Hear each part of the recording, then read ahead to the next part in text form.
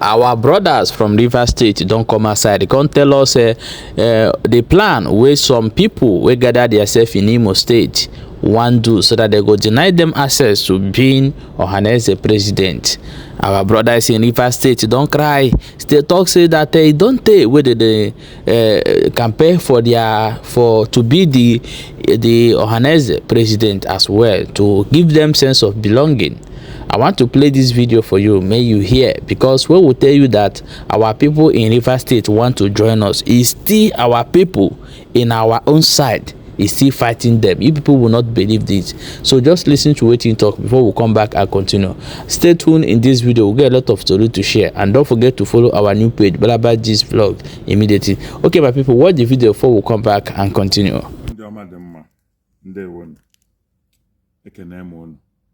Aham Ohanaeze Ojeli Igbozi, the voice of the ancestors. Ndị Igbo nwere ọkwa nchọrọ ime ka unu mara, o nwere ihe dị mkpa na-achọ ime n'ala Igbo ga-emebiri anyị ihe. A sị na ọmụmụ egwu mgbu ma dịrị na ya nkọ, na ekwesịrị ị na-achụ ewu ojii tupu chi ejie, maka na emeghị ya na chi ejiri. Na ekwesịrị iwepụ aka enwe n'ofe tupu aka enwe aha aghọọ mmadụ. Ndị Igbo ruo oge a ga-ewepụta Ohanaeze president, ndị obodo ọzọ, other states achịchana, Imo steeti chia, anyị nwee one or two problems enwere. PGs si n'Imo steeti, Chineke m na-akpọ ha n'udo, may their soul rest in peace. Mana ihe nji bịa tata wụ maka ihe na-achọ imebi n'ahụ anyị. Ịma na Imo ọchịcha na River State kwesịrị iwepụta onye Ohanaeze president. Anyị akpọọ n'oku mee interview mmadụ 6 from River State. N'ime mmadụ 6 ahụ enwere mmadụ 3 obi kara aka ga-apụta asị ndị Igbo kwụrụ wee run for the position of Ohanaeze president. Mana anyị na ha anọ na o nwere ndị na-akpa nkata ihe ọjọọ ka e were mee elongate Ohanaeze presidency from Imo State, ma ọ ka ewepụta caretaker committee. Ihe a wụ ihe na-emebi ihe n'ala Igbo, ebe a ga-apụta kama a ga-eme ihe ka ọ dị ka esi mee ya, ka ọ dị ka esi kwuo. Nwanne na nwanne nọrọ na-akpa nkata ka ọ dị ka otu ahụ esi kwuo ya. Ndị a apụtana na-akpa nkata ihe ọjọọ. Anyị na-agwa ndị na-achọ ime ụdị ihe a, wepụ n'aka enwe n'ofe tupu ọ ghọọ aka mmadụ. Ohanaeze presidency na-eje River State. Enwere ndị Igbo na Obi Igbo, enwere ndị Igbo na Ikwere, enwere ndị Igbo na Echie, enwere ndị Igbo na Ọgba, enwere ndị Igbo na Ndọni, enwere ndị Igbo na Ọgba, enwere ndị Igbo na Ọmọkụ. Ọ ngụwara ọnụ ya apụta emechago interview kịta ụnụ na-achọ deny the whole of these our brothers and sisters. Ụnụ ma nọ akari ogori ya na-aza gowon kere ha kenye ha na River State. Ụnụ na-achọ continue with that marginalization ka ewepụ ndebe anyị kwesịrị ewe ndebe. Onweghị onye Igbo ka ibia were Igbo. Igbo nọ na River State, Igbo nọ na Igala, Igbo nọ na Ndọni, Igbo nọ n'ebe ọwụ na ha nọ, ha wụ Igbo. Ọbara dị ha na-ahụ wa abalị Igbo. So nkata ụnụ na-achọ ịkpa, marakwa na amarụ n'ọkwa nkata, ụdị nkata ụnụ kpara tinyere anyị na nsogbu anyị nọ kịta. Oge Nnamdị Kanụ pụta, kpọọ ọnụ Nnamdị Kanụ ka ụnụ na ya nọrọ kpaa nkata, akpọọ nke mbụ ọ sị na ụnụ na-achọrọ igbu ya, emechaa ya kịta. Kedu ebe anyị nọ n'ala Igbo? Ọkwa n'Igbo nọzi na kwapụ. Ihe a chọrọ ibido kịta, unu achọwakwana itinyekwu ya kịta ka o butekwara anyị ezigbote nsogbu ihe a ga-ebute na-abịa n'ihu. Nke Ohanaeze presidency gara aga ọ ka achọburu ije court emechaa Bishop Obinna ha na ndị ọzọ bata n'ime a ekpe ikpe a, onye ọbụla sị ka udochi ya. Kịta unu ebido kwene maka na arụ gbaa afọ ọ dịka omenala. Ndị na-akpa nkata ọnụ na-akpa nekwenụ the consequences ka ọ na-abịa n'ihu. Onweghị onye Igbo kakwa Igbo wuru Igbo. Igbo ọwụna wu Igbo. Arọ na-asị a na arọ ka Igbo. Igbo ọwụna wu Igbo. Onweghị onye ọwụna na-aza aha Igbo onye ọzọ ka wuru Igbo. Igbo abighị na 5 states. Ụmụnne anyị nọ up to Benue, ha niile wu Igbo. And kịta ụmụaka anyị pụtara na-eje n'ebe niile Igbo nọ na-akpọkọta ha ka anyị builduo a united front as ụmụnne, ka anyị nyụkọ mamịrị ka ọ gbaa ụfụfụ tupu anyị apụọ anyị na ndị mgbata obi anyị agbawa nkata. Ka unu na-achọ ịma mmụma ajụ ihe unu na-achọ ime kịta. Anyị na ha ama ọkpa. The voice of the ancestors are beginning to speak. Ndị na-akpa nkata marakwa na onwe unu. Maka na o dunyere nwata ya jee zụta nnu, adọrọkwana ya mmiri o. O duru nwata ya jee zụta nnu, ya dọkwara ya mmiri. Maka na ihe unu na-achọ ime, nsogbu ọ ga-ebute n'ala Igbo. Oge mmiri ya ga-ezo, ọ ga-amakwa dike, ma mbọba, ma nwoke, ma nwaanyị. Unu na ha achọ ime ihe ga-akọsụrụ anyị ezigbote nsogbu. Ụmụnne anyị marakwana na ndị Igbo bicha na Rivers State a. Marakwana na ndị Igbo bi everywhere.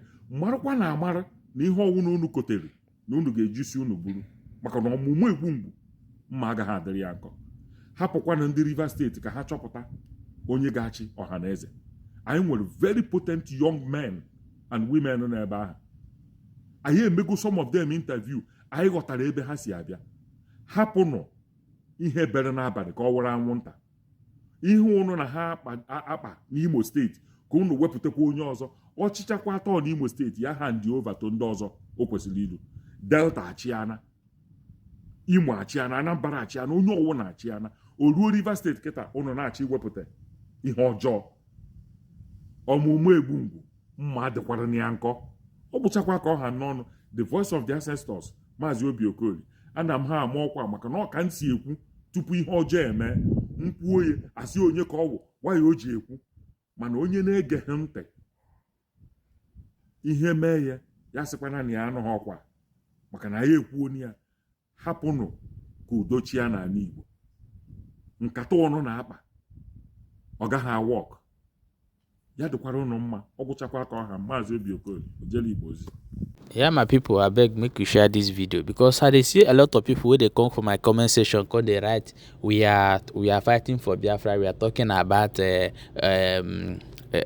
Alioma. We are talking about Ohanaeze. We are talking about Igbos.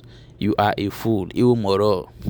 In fact, you will ludo. You're supposed to go inside house, go stay. No come outside, come talk in this struggle. Do you know the reason why Biafra lose that war? If these people did not get some of our brothers across the rivers, do you think they go feel win us? And now they try to make peace with us. You go see a we go come right for me. And talk about Biafra, you are talking about Igbo and Alioma. Thank God they say my work not to block such of people. I don't need you.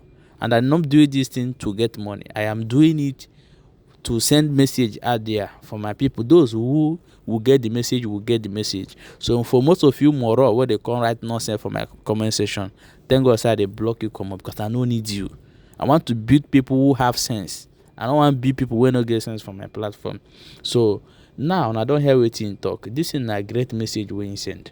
We need to unify with our brothers so that in case of person where fire you come, now those ones will live along the road go tell you where they inside say see people they come more na they ready.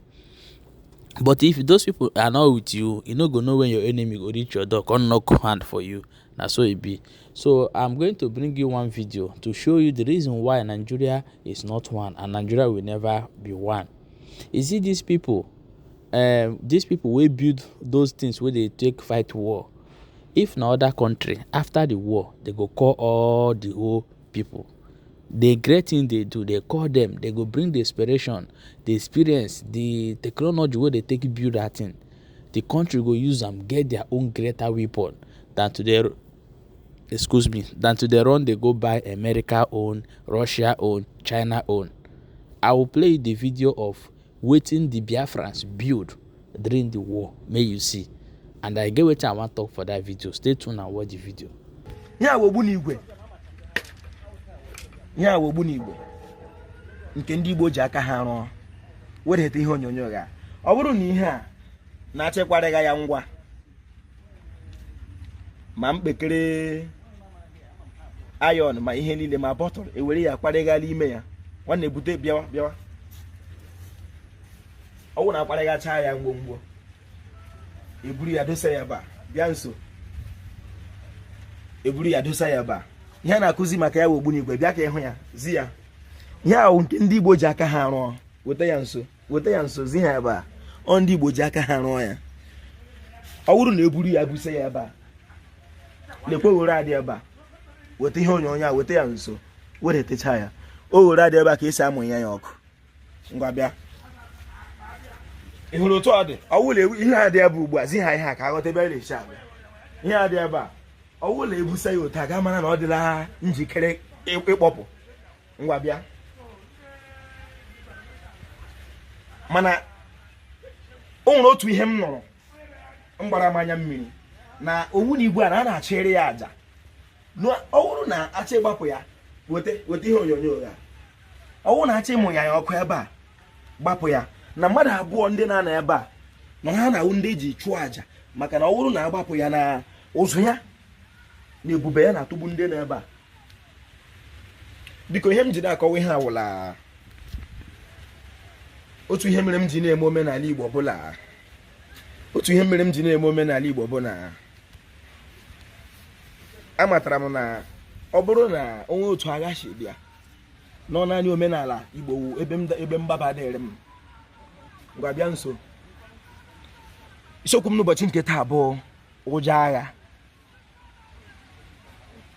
achọrọ iweta ụjọ agha ka ngwugwu gbaka ịtọ ya ka ị mara ihe dị ya n'ime mana ị ga-eji ntị onye Igbo n'obi onye Igbo soro maka Igbo ka m na-asụ ihe m ji na-asụ Igbo wuru izu ka mma na nneji na a ga-echiri ụlọ mara mma pụọ n'ama otu ihe mere m ji na-eme omenala Igbo wụ maka ụjọ agha maka na o doro m anya na ọ bụla o nwere otu agha si bịa nọ naanị omenala Igbo ga-awe ebe mgbaba dịrị m dịka onye Igbo na ọ bụla naanị omenala Igbo bụ ihe ga-ekpuchiri m dịka onye Igbo ma ọ bụrụ na o nwere otu agha si daa maka ebe m si bịa n'ala Igbo olu okoro o doro m anya na ọ bụ omenala kpuchiri ndị nna nna m 1968 69 70 na-enye dị gị mmiri ịtụfu omenala ebe agha na-eru n'ụwa agha nwekwara ike ịda o kwesịrị ido m anya dịka onye Igbo laa ọ bụkwara na agha ọzọ daa na m tụkịakwa obodo nna m na ọ ga-echekwa m maka ala na-eche mmadụ onye Igbo ma ọ dịghị ihe ọzọ ị ga-elegide anya ma omenala nna gị lekwa agha na-eru n'ụwa ọ gwụla naanị omenala Igbo wee ebe mgbaba dịrị onye Igbo ma ọ bụrụ na o nwere otu o si daa ma ọ dịghị ihe ọzọ ị ga-eji ma omenala Igbo kwere maka agha na-eru n'ụwa ka ị mata onwe gị ka onwe gị doo gị anya biko ụmụ Igbo unu lere ihe ndị nna anyị zicha aka ha rụọ ebe bịawa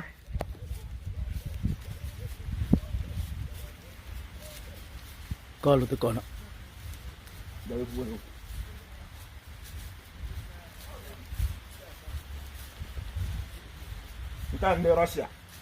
nke a ndị Russia bịawa ebe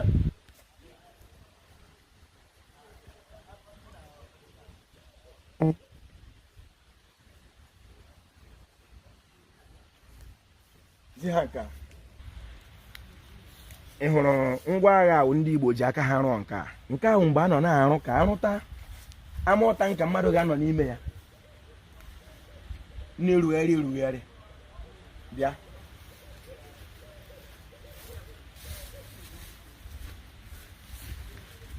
nke ahụ mgbe a rụrụ nke a bụ ebe a na-eme ka arụta ya arụtaghị ya nke mbụ nọkwa ihe mere anyị ji na-akọ ihe ahụ ọ dị mkpa na ndị Igbo ga-amata onwe ha o nwere ndị anyị o nwere ihe anyị menwuru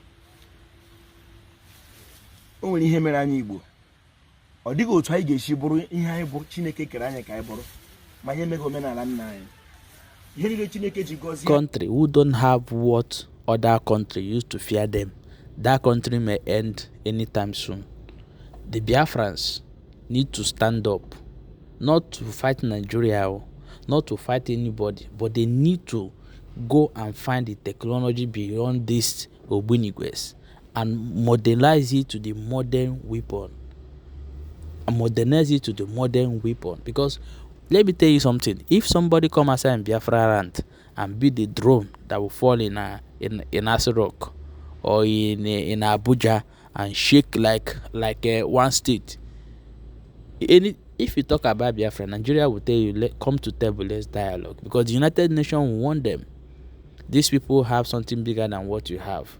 But as long as we are not ready to develop our technology, we are not ready to build something, we are not ready to build something that will make your enemy to fear you. Forget all those things we are doing. People will never fear you. So we must develop our own, like our forefathers does in 1960s, in 60s, in 70s.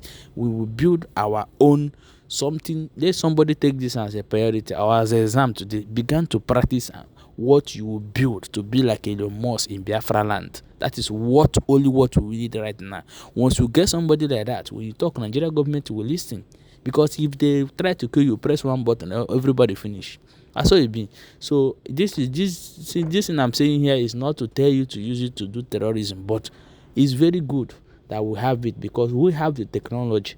I believe that most of us that are living today are the same people that reconnected after the war. So we have to have our own technology in order way to protect our boundaries against banditry and other insurgency in the land right now as it stand. My people, wanna share this video and make sure you drop your own opinion in comment section.